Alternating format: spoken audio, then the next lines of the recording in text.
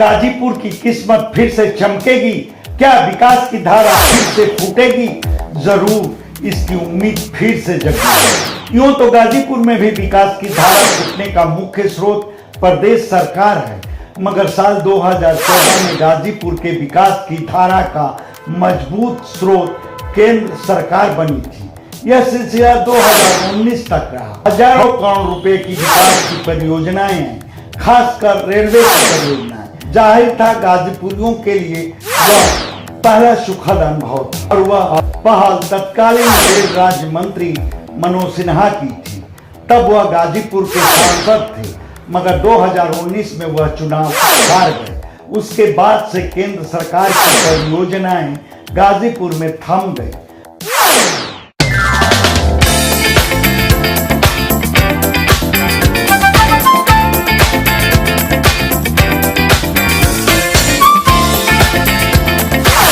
मगर फिर से गाजीपुर में विकास की उस धारा की उम्मीद जगी है।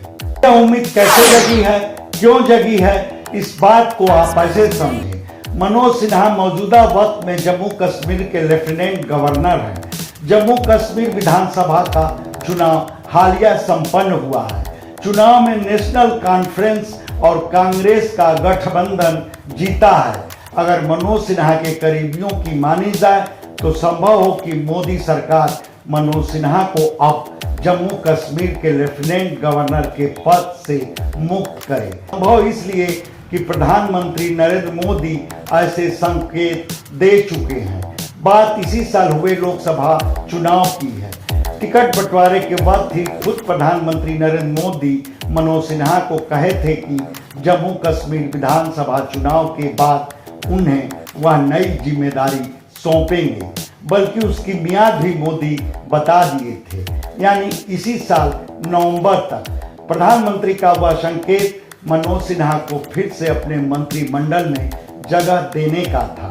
मतलब मनोज सिन्हा फिर से सक्रिय राजनीति में लौट सकते हैं, केंद्रीय मंत्री बन सकते हैं। और ऐसा हुआ तो इस बात को खारिज नहीं किया जा सकता है कि मनोज सिन्हा अब की केंद्र सरकार के मंत्रिमंडल में राज्यसभा के जरिए जाएंगे। यह बात दिगर कि 2029 के लोकसभा चुनाव में वह फिर गाजीपुर सीट से अपनी किस्मत आजमा सकते हैं। खैर, मनोज सिन्हा और प्रधानमंत्री नरेंद्र मोदी के गहरे निजी ताल्लुकातों के आधार पर माना जा सकता है कि मनोज सिन्हा फिर दोबारा केंद्रीय मंत्री बने तो उन्हें कोई अहम मंत्रालय ही मिलेगा और तब गाजीपुर में केंद्र सरकार के जरिए विकास की धारा फिर से फूटेगी, गाजीपुर की किस्मत फिर चमकेगी। वैसे इस सिलसिले में आप क्या कहेंगे, यह हमारे कमेंट बॉक्स में जरूर बताएं।